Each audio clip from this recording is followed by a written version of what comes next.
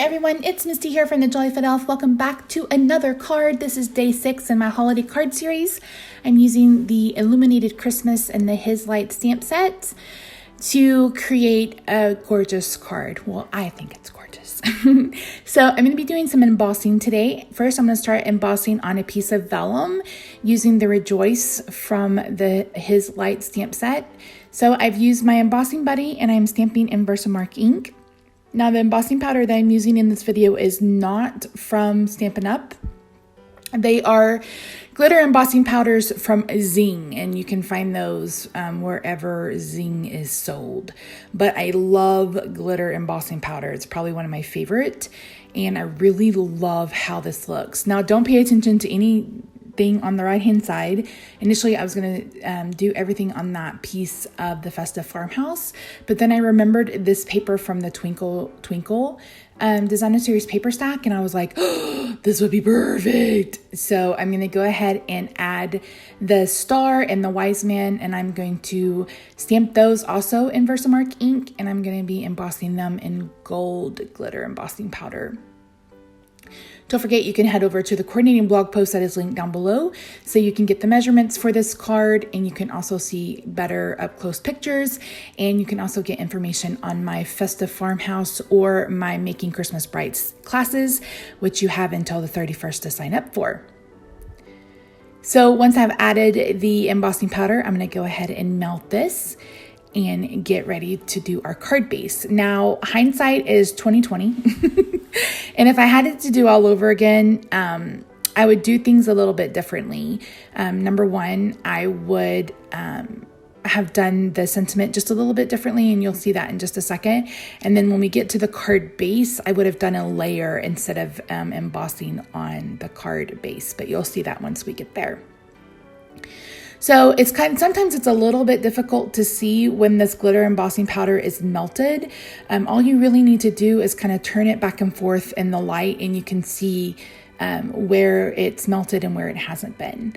So I really wanted to use this piece of gold paper from I believe it's Broadway Bound, or it's the Broadway birthday paper from that suite.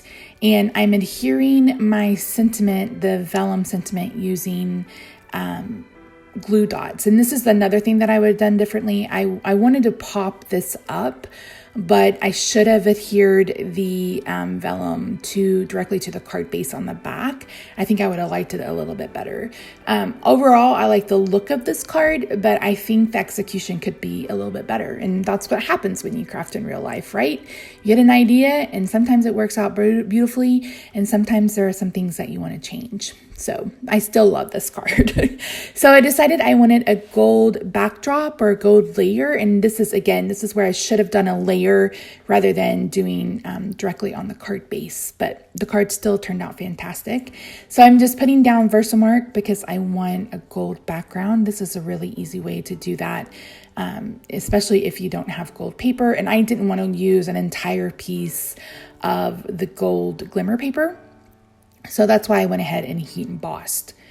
So again, now you can really see how you can tell when this powder is melted. Again, it's so pretty. I really wish Stampin' Up! Would bring back, was it last year or the year before last that we had the red and the green glitter embossing? Maybe I'm the only person that likes glitter embossing. I don't know, but I love it. So you're going to want to adhere your panels, using a stronger adhesive. So tear and tape would work, but I wanted some dimension, so I'm using Stampin' Dimensionals. And you can see where the card base is a little warped. If I could have heated it from the back, you could probably press this in a book, and that would help it go down. But yeah, so if I had to do it all over again, and I may make these as our Christmas cards this year, then I would go ahead and do a layer. I'm going to finish this off by adding some of the gold faceted gems, and that's it. So thank you guys so much for joining me for another week of cards. Don't forget to sign up for the Festive Farmhouse or the Making Christmas Bright classes. You can find the information about those over on the coordinating blog post. I will see you guys tomorrow if you are a Patreon or if you are a newsletter subscriber. And if not, I'll see you guys on Monday. Have a great weekend. Bye for now.